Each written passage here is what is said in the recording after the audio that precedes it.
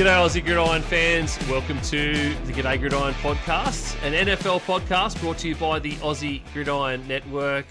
We're back this week with another deep dive into a team. This week we are doing the Cincinnati Bengals, and we're going to have a special guest on with us shortly to help us along the way for that. But at the moment, how you going, Brad?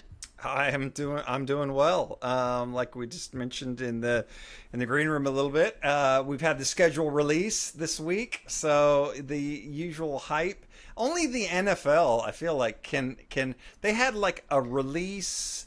They made a big deal about when they were going to announce the schedule release. Then they announced the schedule release. Then we had the schedule release. And it's just like, how much can the NFL dominate? But you know what? People eat it up. So, well, according to the schedule, Brad, the NFL can dominate everything. Yeah. So we'll have to have a chat about that later in the week. Maybe get the boys in and have a little chat about some schedule stuff. But last week, Brad, we did our Raiders deep dive. It was received very well online. I have to give a massive shout out and thanks to the guys who all participate in the NFL Fans Down Under Facebook group, because we used that quite a lot, quite heavily last season to do a lot of promotion, but also get some people in on the show. And yeah, Isaac posted it up there last week, and geez, it was a lot of chatter and a lot of good stuff. And of course, Brad, congratulations, you're now a published author.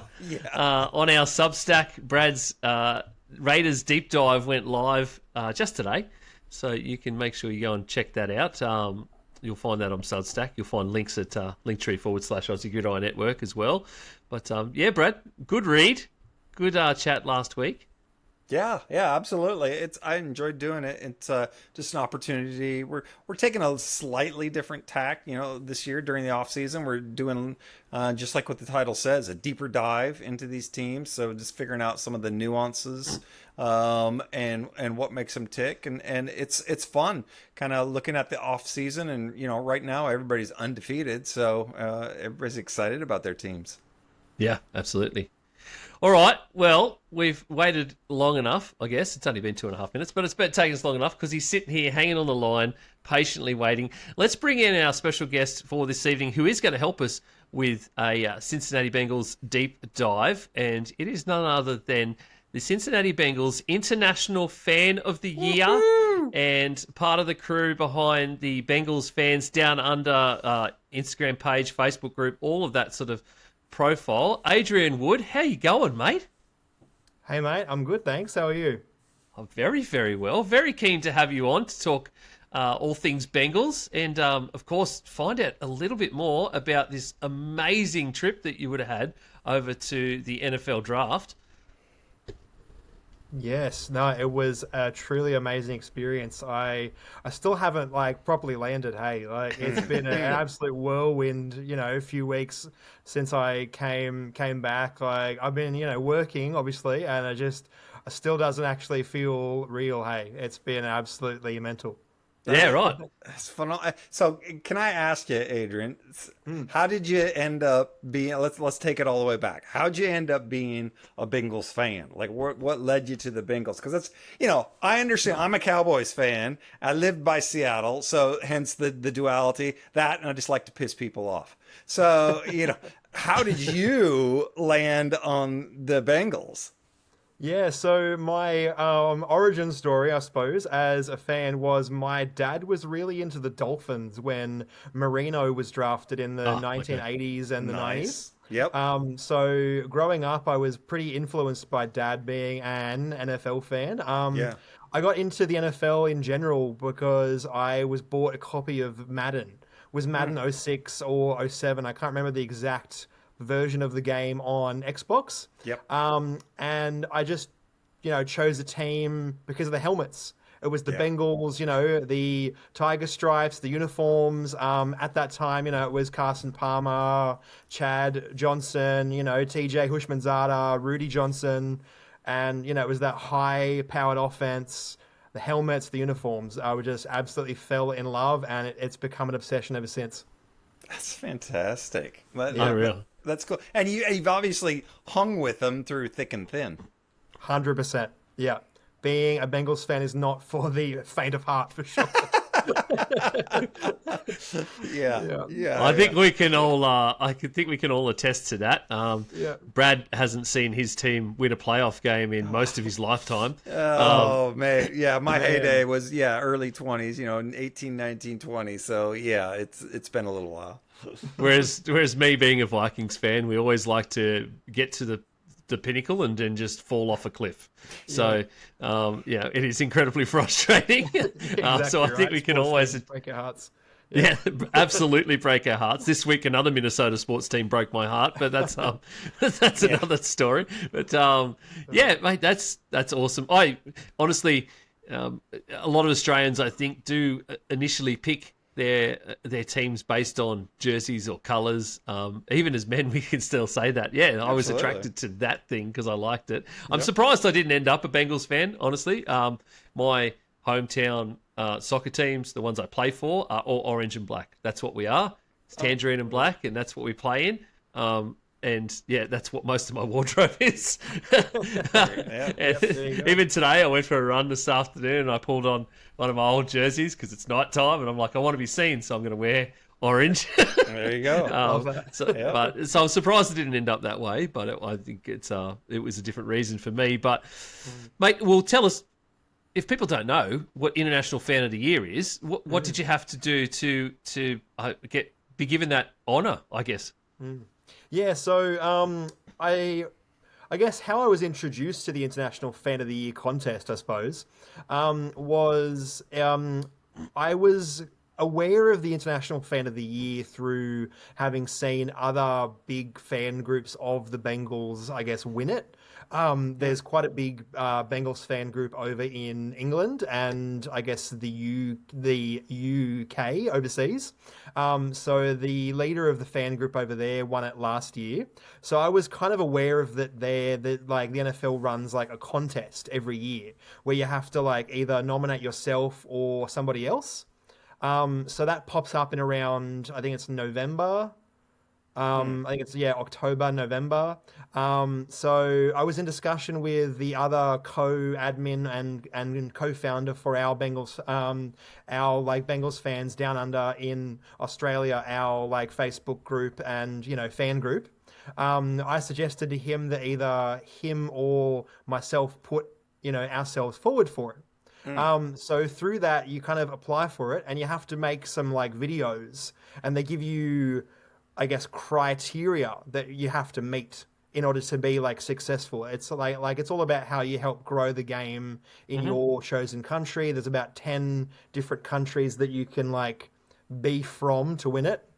So you have to suit the NFL's, I guess, criteria with like how you support your team, how you help others grow the game, and how you build that sense of community and passion and team spirit, I suppose. So it was just I just stayed up most of the night, one night, filming myself talking about our like fan group and how we've built this little like following of the Bengals here in Australia. And it was, as I said, I submitted that in November. I didn't hear back until I think it was late March. What? Yeah, this year. Yeah, so, wow. No way. That's a hell of a wait, isn't it? Yeah. Wow. So you hear back in March. And what did they do? Did they just send you an email? Did they call? Did they send how did you find out? Yeah, so it was a really strange email. So we've had our Bengals fans down under like group. Yeah. Myself and another guy called Steve, we've run this group now for it'll be 11 years now, since 2015. Oh, wow. Yeah. And we've never had any kind of contact or any kind of like interaction with the team at all. And I got an email from a member of the Bengals front office, which I thought, that's really strange. Like I said, they've never reached out. What have I done wrong? Yeah. Right? Yeah. No, that is strange. At all. That was the first like alarm bell. I was like, something's up with this, right? Yeah. So it was the manager of fan development. He reached out and he just kind of said, hey, look, it's really cool what you guys are building in Australia. I would love to have a chat because I've been talking to some of the other fan groups around the world. Okay. Would you have time for a Zoom call? And I thought, that great. I'd love that. So it was really, really early, like our time. It was like 4 a.m. in the morning. Oh, So, geez. like I woke up and we just kind of chatted for about 20 minutes about kind of like my story, how how the group started.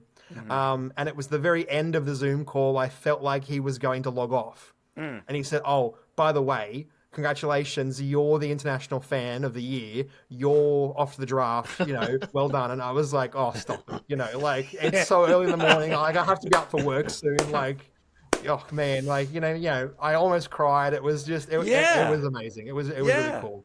Dude, Yeah. Awesome. It's a bucket list. You know how many people would just give their left nut, to do that? Yeah. I mean, No, it's you're right. just, it's incredible. It's absolutely It was something incredible.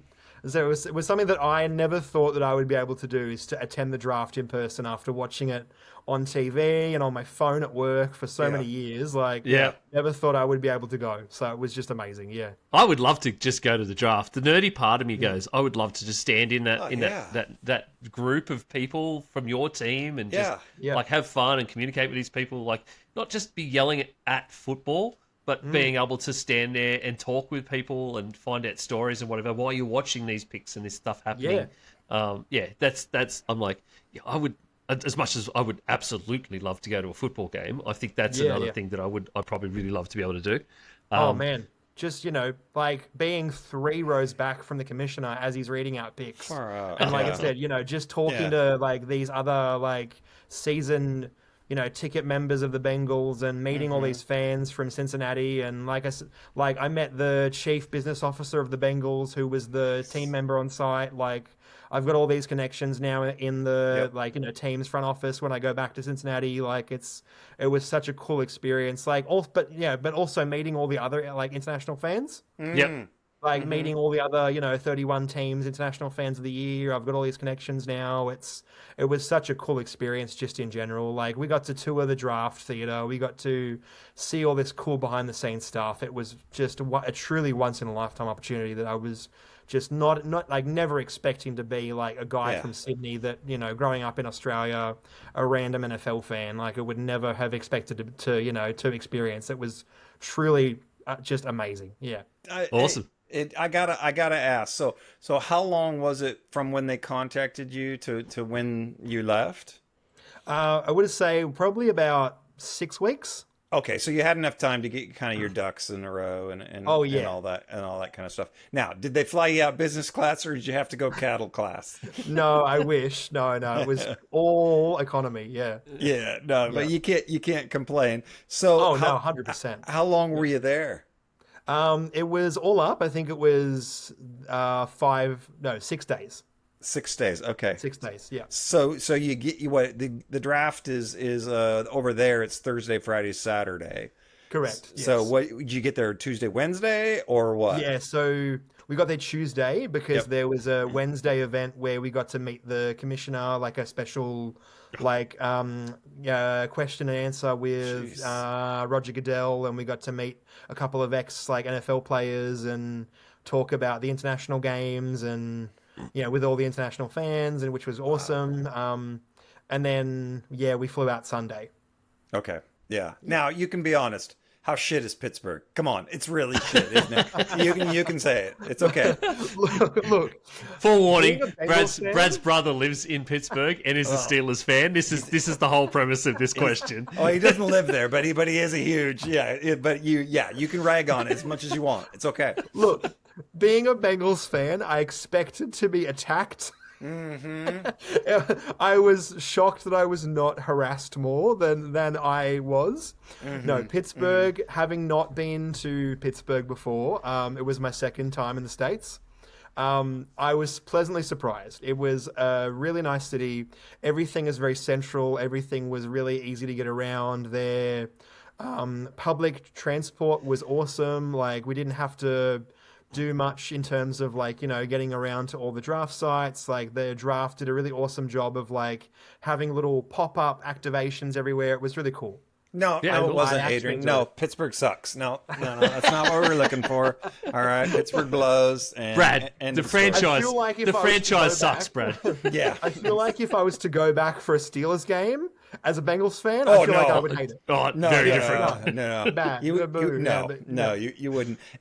Wouldn't it be? Sorry, Ian, I'm dominating the No, conversation no. here. But wouldn't it? Isn't it overwhelming a little bit with the scale of the draft? 100%. Yeah. Yes.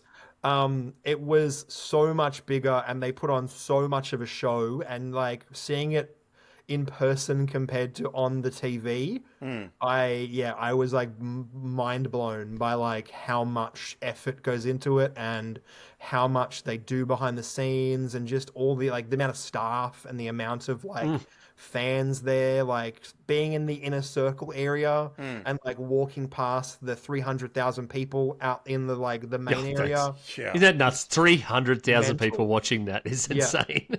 And they're all booing you because you're wearing a Bengals jersey. Hilarious.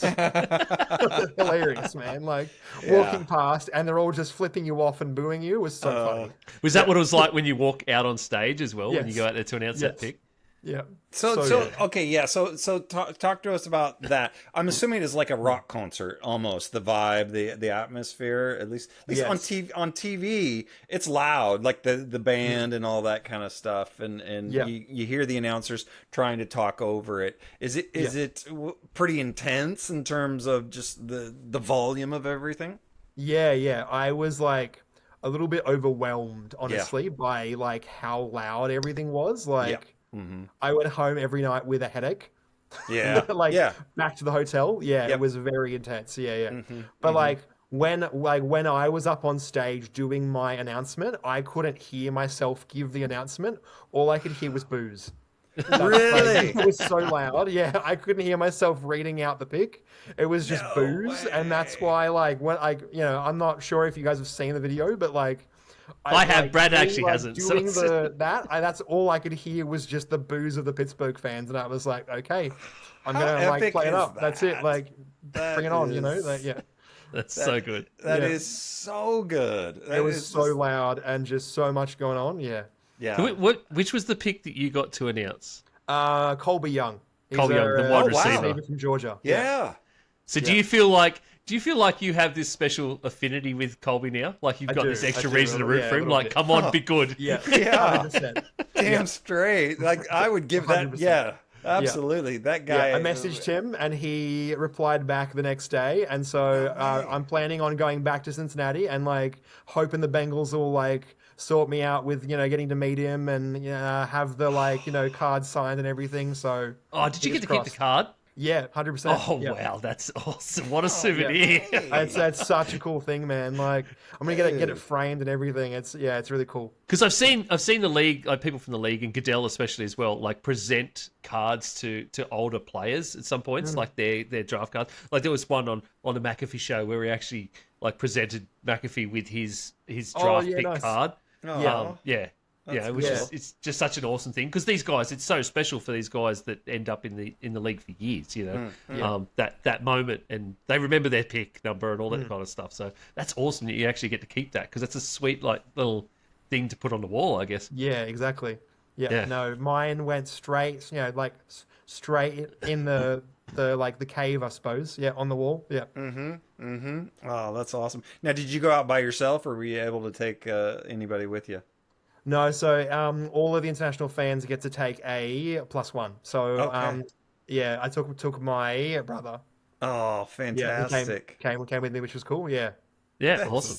That's so cool, man. Oh, that is. Yeah, I bet, and I can see why you still wouldn't be off the high of that. Oh because no, like I said, it still hasn't felt like I've landed properly. Like, yeah.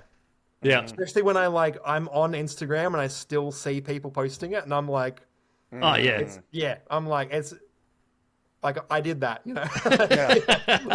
it's so cool. Yeah. Yep. Yeah, for sure. So Yep. you would, I'm guessing you would 100% recommend to anybody out there to put their name into the ring for that experience and just Yes, try and 100%, 1,000,000%. Yes. It's so such say a cool say experience. Yeah. if you're an Australian-born kid of Indian heritage, who has absolutely loved the San Francisco 49ers since birth, whose parents buy them everything, who give their life to the game locally. Yeah. We've been telling him. We have been telling him as the group, the boys, the rest of the boys at AGN have been saying to him for the last couple of years, Manjot, you need to put your name in for this. Yeah. Like honestly. Yeah. So, because as I said, it's judged by those like videos, and it's judged by how well you like present yourself and how well you talk about the spirit and the community and the passion, and that's it. Yeah. 100%. Awesome. So I'm gonna have to. The 2028 draft just got announced for Minneapolis. Yeah, Minnesota. Yep. So I know which one I'm going to shoot for, Brad. Yeah, the one. if you don't nominate yourself, I will. But yeah, and then Brad's going to be my +1 because there'd be nothing better than taking an American back to America. And I'm going to wear my Cowboys jersey. No. Love that. All right. We got you in as well, just to find out stuff. That's awesome, man, and it's so great that you could come on and let everyone know. And it's that sounds like such a cool experience. It's amazing, truly. Absolutely amazing. We've been doing these deep dives. We've done the Raiders so far. We've got a couple others planned through the off season, and one that we really wanted to do because it's all about the stories is what we're trying to dive deep into. These interesting stories on teams. It doesn't really matter about. Obviously, people would look at the Raiders and go, "Oh yeah, because they were the worst team in football. That's why you did that one." Well, yes. Plus the fact that they're building to something, and there's change in the wins for the Raiders. Well, the Bengals have such a weird and interesting story. Over the last like half a decade, and what's in front of them. So we thought the Bengals was one that we actually did circle well before I actually asked you or you contacted me again and said, "Hey, do you want to ever talk Bengals? I'll come on." So this is one we'd circle because these off-season stories are so interesting for them. So let's dive deep into the Cincinnati Bengals. The Bengals. Heading into 2026 feel like a franchise standing on a trapdoor with fireworks in both hands.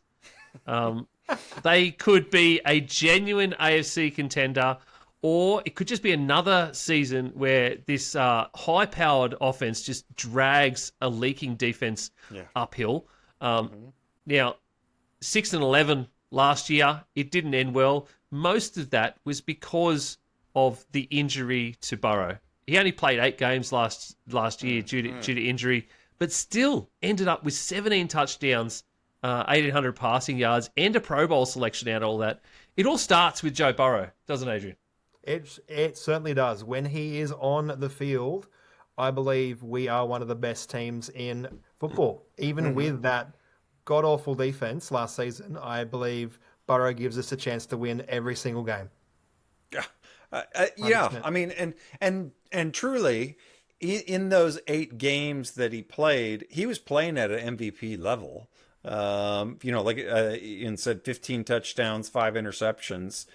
He was playing lights out, and so and that offense, even with Flacco, they finished 12th in scoring.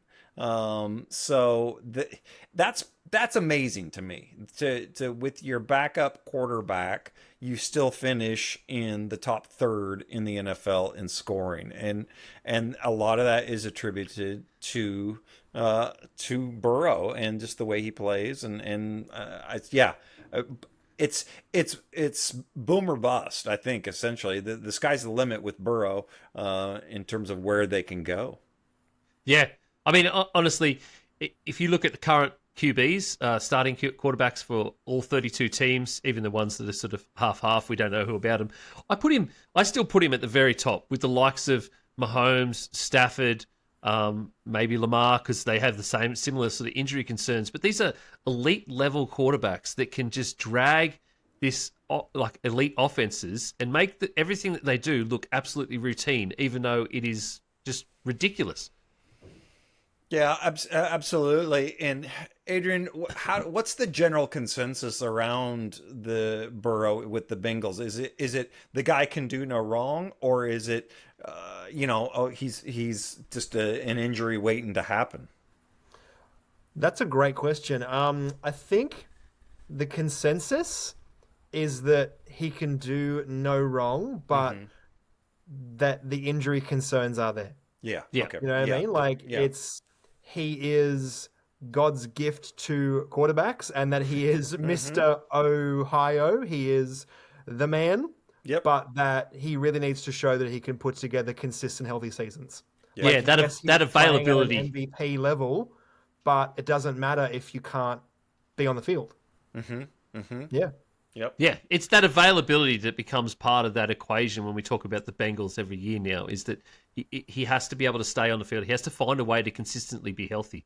Whatever he needs to do, maybe he needs to go spend some time with Aaron Rodgers in a wilderness, in a darkness retreat or something, and just, get all zen so that he can get his body in this mode where, or maybe even with Matt Stafford in that big silver caravan thing that he spent the off season in last year and came out looking like the Terminator, that kind of stuff. Because it's his availability is that built-in part of the evaluation of the equation every year now. Yeah, considering this is now like the best offensive line, the most consistent offensive line that the Bengals have put together for Burrow his entire career. If he finds a way to get hurt this season, then I think that's it. Like he's injury prone. You know what I mean? Like that's the tag that will stick with him. Yeah. Yeah. Yeah, absolutely. And, this offseason has been such where everything seems to be going right for them, for the Bengals. And I know that Chase and Higgins, the wide receivers, you could arguably say they are the best duo in the NFL. I believe that. I think they are. And this is, they've had it structured into their contract, apparently, where they're getting like $100,000 bonuses if they report in the off season and throw, and that's happening.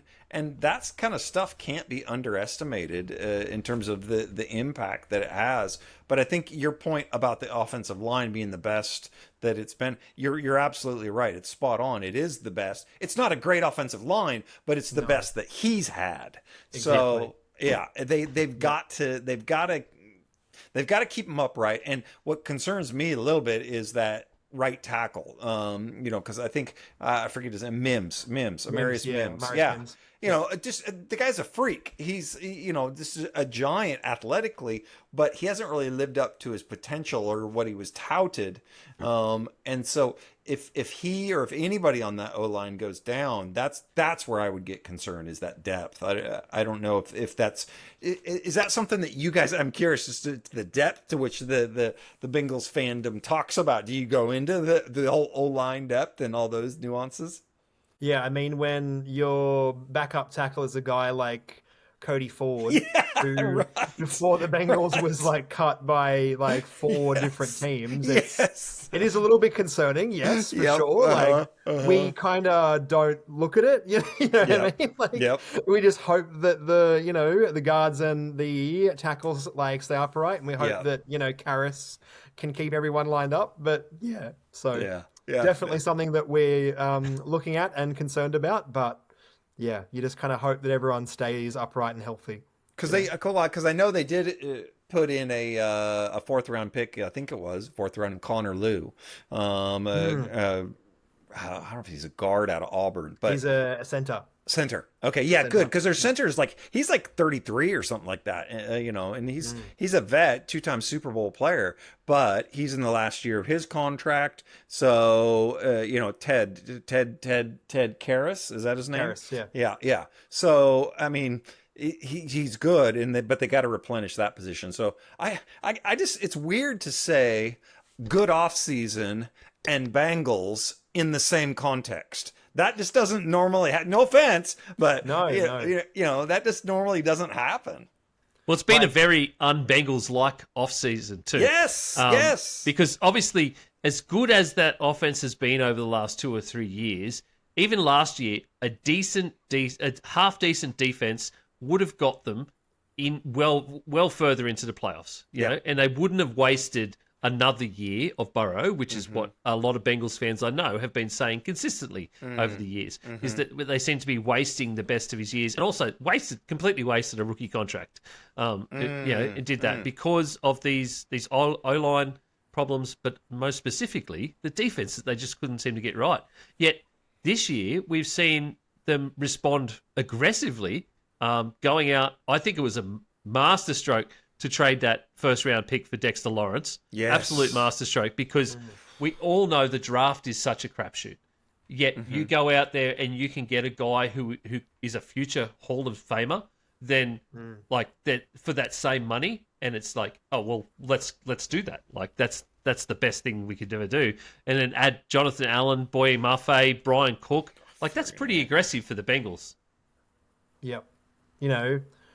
Particularly for a cheap franchise, right? To be spending so much money, even as like a Bengals fan, I can tell you we're absolutely pinching ourselves now. Like, is this really the Bengals? Because it's a very un-Bengals off season. Yes. Yeah. I know. And we're like, Joe must be whispering into Mike's ear, like, we have to win now. Because it's very weird, yeah.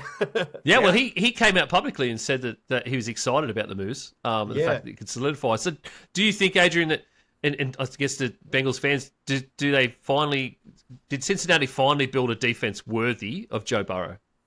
I think so. I think the only glaring weakness in the defense compared to last season at the moment is the young linebackers. Yeah. Barrett Carter and Demetrius Knight. Those guys played shockingly last season, and I think the team's done nothing to address that. No, they haven't. You're absolutely right. They haven't signed anybody. They didn't draft anybody, and they had the opportunity to. But you're right. They didn't. So I've heard the argument when I was preparing for this. I heard the argument that the second half of the season they developed and they were a lot better. But also their schedule was weaker as well. And if you look at their PFF grades, they were the worst rated linebackers to start the whole season of anybody in the NFL. So both of them. Yeah, exactly. So hey, it's bad when they're both together. Yeah, exactly. No. The good news is they're only going to go up. Exactly. Yes. But you hit the nail on the head. That linebacker core scares me because the defensive line. I think. Well, we haven't even talked about it. Trey Hendrickson's gone. But yet that D line is better. They for so long they depended on Hendrickson and just being a man amongst boys, and he did what he could, but it's so much better to have a D tackle, in my opinion, that is going to eat up double team blocks and pressure the quarterback. Because last year you saw it so much that the quarterback dropped back and he just stepped up into the pocket, or they ran between the tackles, and that's not going to happen with Dexter Lawrence this year. So you guys got to be ecstatic over picking up Lawrence. 100%, yeah. Like, especially with how the Bengals have been drafting recently, trading for Lawrence was an absolute master move. We were so excited. I was so excited. I could not. Again, as soon as the rumors were swirling, I said, I don't believe them. For a second. Yep. There's no way the Bengals are trading for Dexter Lawrence. Yeah. Right? Yeah. And then it actually happened, and I was like, oh my god, I'm getting a Lawrence jersey. This is real. Gotta be out there to give it the sexy Dexies. Yeah, that's exactly right. That's why I did it right on stage. I'm like, oh my god, we traded for Dexter Lawrence. I think the team is seriously banking on the defensive line fixing the linebackers, which is a risky move. And I mean, let's hope it plays out. Really, let's hope it works. Yeah. I think that was possibly the best move of the offseason in terms of coming up to the draft. That's the best trade I saw all year, essentially. Yeah. That's right. Personally, that's what I think. When I saw that notification came through, I went, oh, wow. And I went, oh, no, that makes a lot of sense, and that's really good. Because 10 for Dexter Lawrence, yes, why not? Because who are you going to pick there this year? Who were you really going to pick there that was going to make a difference? No, exactly. And yes, you've had to pay him money, you've had to give him a contract, but eventually you're all going to have to do that anyway, or you're just going to keep selling the defense down the road and the entire team down the road by not making any changes. The one guy though that I feel like does need to develop a little bit is their last year's first round pick, Shamar Stewart. Oh, 100%. Because he had like 11 tackles all season. So he has to develop. Otherwise, he's getting real close into that bust territory. There are quite a few Bengal fans that are already calling him a bust. Yeah. Like, the leash is very short in Cincinnati. Yeah. It's very short. There are already people that are like, oh my God, we should not have drafted Stewart. And there were quite a few people when we drafted, Cassius Howell that were like, that is not a Bengals pick. Yeah, right. Because he is a proven, production pass rusher, like, has stats in college, not Shamar Stewart. Like, oh my God, we drafted a pass rusher. So, yeah. No, I think I think the one of the fascinating storylines for the Bengals is, like what you said, the linebacker core, because they've improved so much up front, the line, and then their secondary improved, and I feel like that defense, it a lot of it depends on Carter and Knight, and either they become real NFL starters in year 2, or this looks like one of the worst developmental bets of the decade, and you're wasting Burrow for another season. So I mean, I don't want to put everything on that linebacker crew, but it's you're risking a lot on some unproven guys. And, the season hasn't started yet. They still could pick up some stuff. But when was the last time you saw a real contributor coming in this late into the season? Which kind of makes me think, are they going to be open for trades? I don't know. Have you guys talked about potential trade stuff? I mean, you've got guys like Bobby Wagner still there. You've got guys like, there are vets that are still there. So I'm hoping that the Bengals will still pick somebody up. Yeah. But the way that the cap situation is now, like, I think we're first or second in overall spending now with all that like money invested. So it's not likely.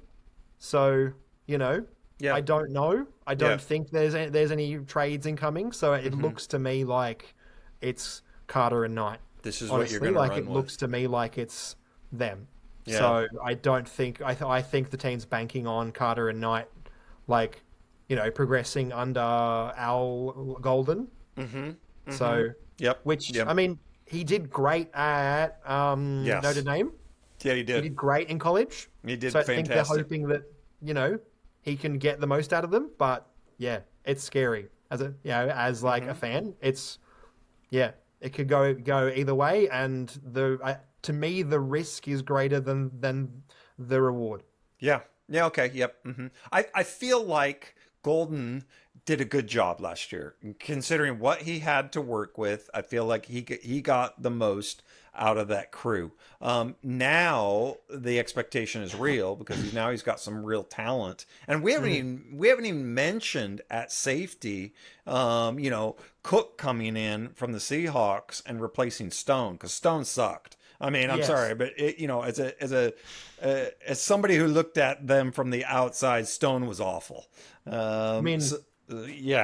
Stone had more missed tackles than some whole teams. So, like, watching him play as a Bengals fan, waking up at 3 a.m. and watching Geno Stone miss tackles, like, man, makes you want to go back to sleep. Like, yeah.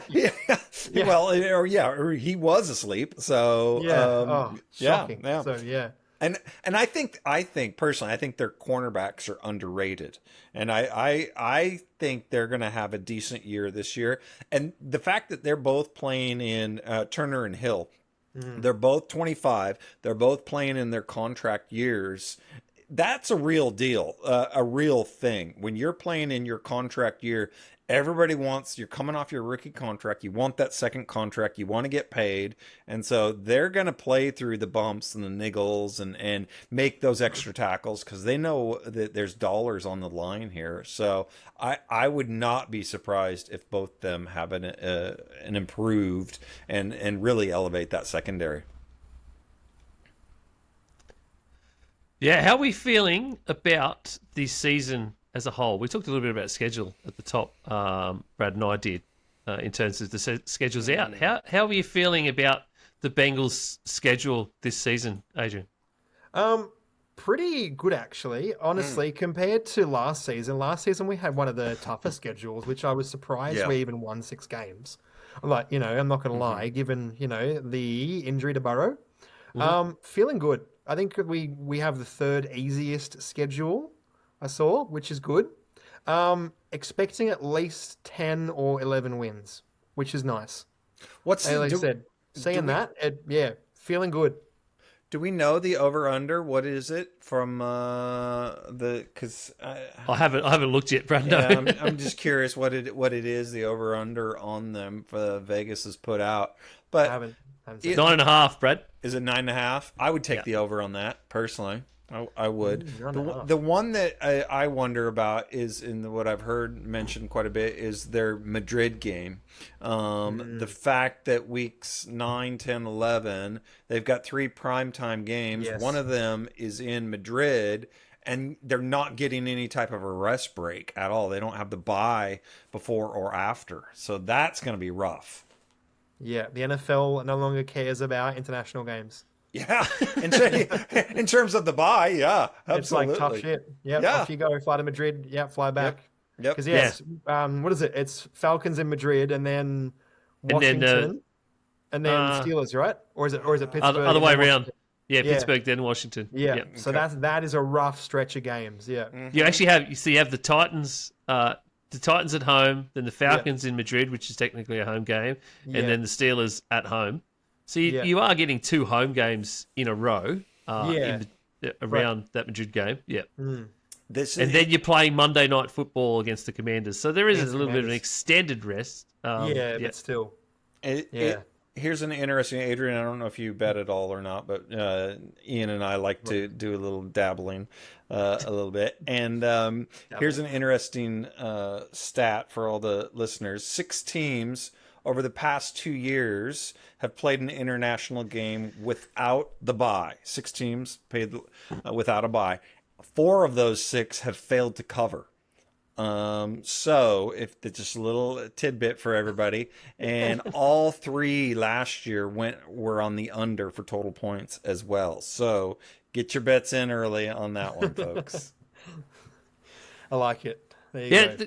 To me, the schedule's looking pretty good. I think you are right. The 3rd easiest one. You've got some of these teams. Some of these teams are going to be a bit weird. Playing the NFC South is a little odd because you never know what any of those teams are. Such a strange division, isn't it? Yeah, so you just don't know. And it's the same with the AFC South as well. Yeah, that's it. You got Titans and Jags. Yeah.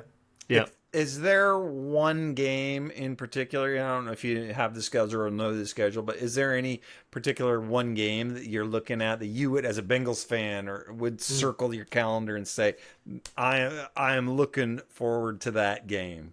Well, actually, I just booked my flights and my accommodation to go to the Jaguars game, October 4th. No, you're going to the Jags game. Yep, I'll be in Cincinnati for the Jags game. All right, okay. Already, we need content. Okay, so you're gonna have to give us some updates and some feeds. Yeah. That's gonna be awesome. Have you been able to buy tickets or no? I was actually given tickets, which is awesome. Oh my gosh! Very kind by some of my friends in Cincinnati. They gave me tickets, actually in the front row. Row 1. Oh, get out! Which is awesome. I'm like, I never thought I'd be sitting in row 1. So we're going to see some Aussie signs hanging over the fence? Yeah, corner of the end zone, the front row. I'll be catching, Colby Young scoring. I'll be like, here we go, buddies. Awesome. Yeah. So I'm very excited. Yeah. Here's what you need to do. You need to have like 4, 5, 6 jerseys and just swap them out. One different jersey every quarter. Okay, and I want to see you walking around like the Michelin Man, with all your jerseys. Taking it off, yeah. Yeah, exactly. Have you got some BFDU merch lined up? You got to have the Owned Australian merch lined up. Good. Yes, 100%. Yeah. Good. Otherwise, I'll definitely ship you a G'day Gridiron merch. Don't worry about that. Yeah, do it. That's I will. Sure, yeah. That's awesome. Are you taking your brother again, or? No, I'm going with my partner. Yeah, my girlfriend. Nice. Yeah. All right. Well, yeah. Well, you got to Excellent. make up for it. If you didn't take her to the draft, then you got to take Exactly, her right? I'm like, no. to this. Yeah, So, that's yeah. right. Well, I hope you're. No offense to Bengals, Cincinnati, but I hope you're not spending too much time in Cincinnati. Well, actually, this time we're spending the whole trip in Cincinnati. Oh! Last time I hit about 5 different cities last year. This time we're Yep. spending the whole trip in Cincy. Oh, Yeah. wow. I only got What are you gonna do? well. So my trip last year, I only got 3 days Okay. there, right, in Cincy, and it was like it felt a bit rushed. Yeah. Right. So this time I'm spending a week there, which will be nice. Okay. You Yeah. Take some time. You gotta go That's to it. this. Yeah, I get to like explore the city this time and Right. properly get there. And I got Meet some, I meet have some other quite- people on the street and just Exactly. I have quite a few connections and friends there now, and people want to catch up and hang out and have drinks, which would be good. So That'd be great. be good. Excellent, That'd be excellent. great. You're great. Yeah. Well, hopefully the Bengals are starting well, given that I that's hope week so. 4. Because Because- obviously every other year it's been very dubious at the front end Well- of the season. last year's trip was the Jets game. So Oh. bad game. Oh. I mean, just about. Usually you could just go, yeah, Jessica, that's a win. But then, Yeah. that was last year. That was. I was certain it was a win. I've genuinely seen people already saying that they're going to be 0-2 to start the season, Yeah. and I look at that going, Bucks Texans. I don't know. Like I don't know if you can write them off that easily. But Ruben yeah. Bain, week 1, scares the hell out of me, mate. Yeah, he will. Man, I don't know if you caught our podcast lately, but out of that, I absolutely him coming down the tunnel with that pissed off look on his face, getting drafted that low. That man is out for whatever blood he can find in the I'm NFL. looking at like Ruben Bain versus Orlando Brown and Amarius Mims, and I'm like shaking. I'm like, oh, either of our tackles? No. I love it. I love it. Oh Yeah. boy. Oh well. Burrow. We'll see. It is 2 very scary defenses to face straight up. I'll give you that. But it's the other side of the ball that I'm more thinking about. But it's, So, Adrian, let me ask you this: what is success for the Bengals this season? I think success for the Bengals this season is a healthy Burrow, a playoff run, and a Super Bowl. Okay. Well, we're going to go all that. We're going to go right Yep. to the top. Yes, that's right. I think we are definitely in a win now championship window. I think Burrow is, what is he, 30 this year? Yeah, I think so. Yep. Yep. Yeah. I think it is the prime of his career. I think he's playing MVP level, right? Football when he's healthy.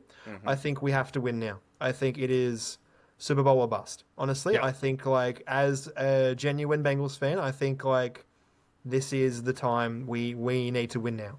I think if it's anything less, I think the Bengals fans are going to be pissed off, and rightfully so. I think otherwise, as you said, I think it's wasting his prime years. Honestly, I think it's a Carson Palmer 2.0.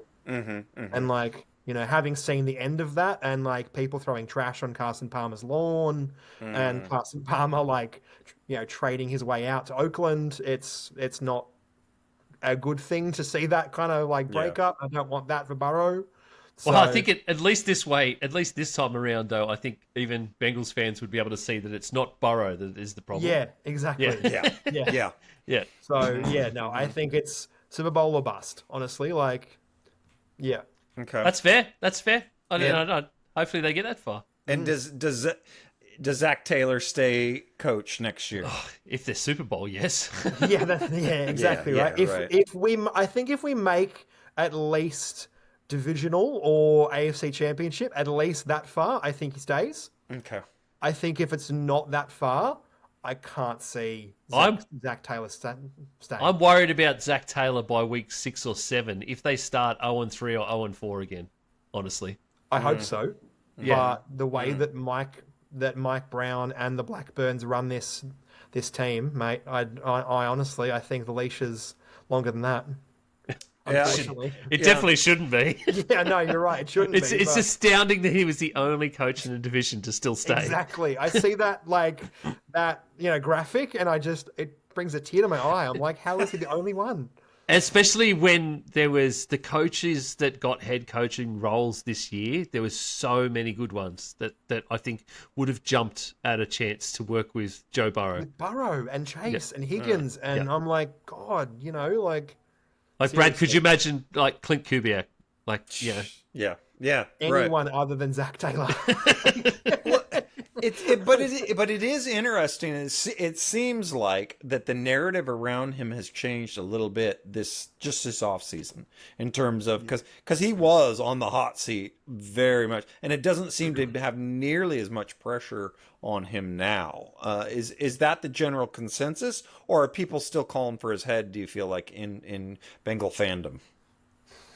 I think it's pretty 50-50, honestly. There's a very big portion of Bengals fans that have wanted Zach Taylor's head for years.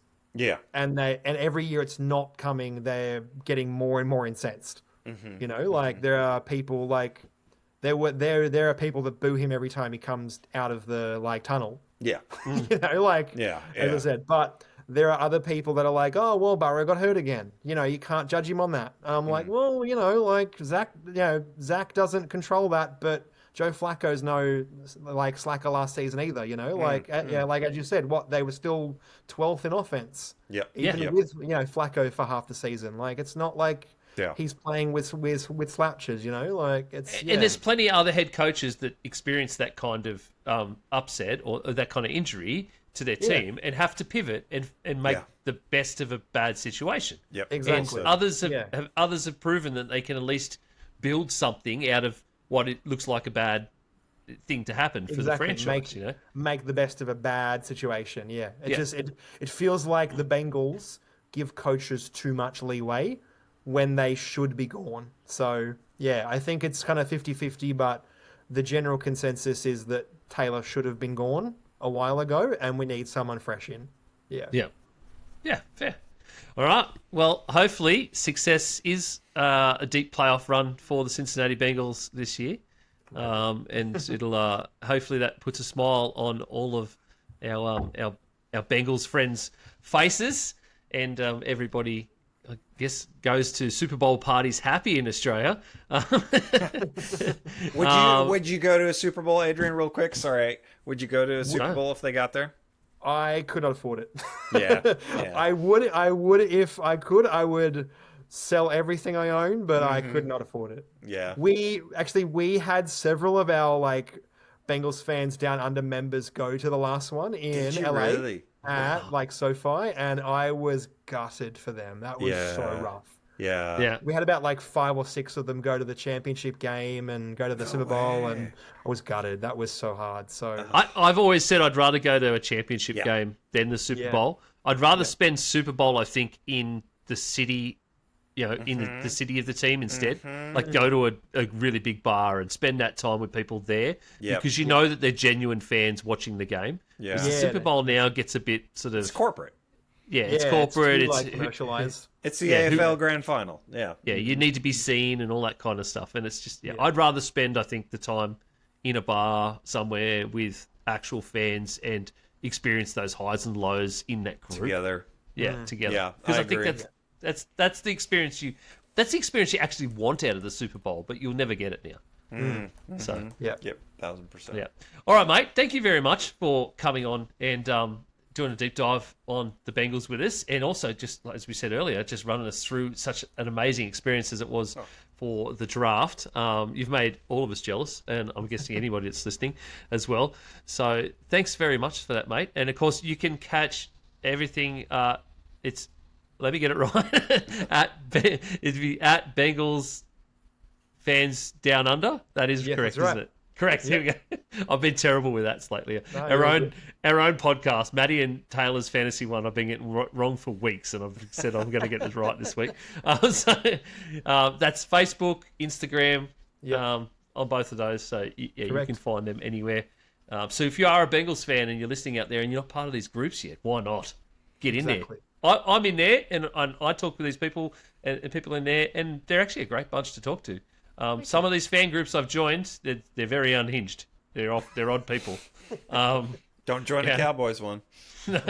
No, I never will, Brad. Yeah, I've done it for the podcast to try and promote, and it's just like, I don't want to be in this place. Yeah. Just backing out slowly.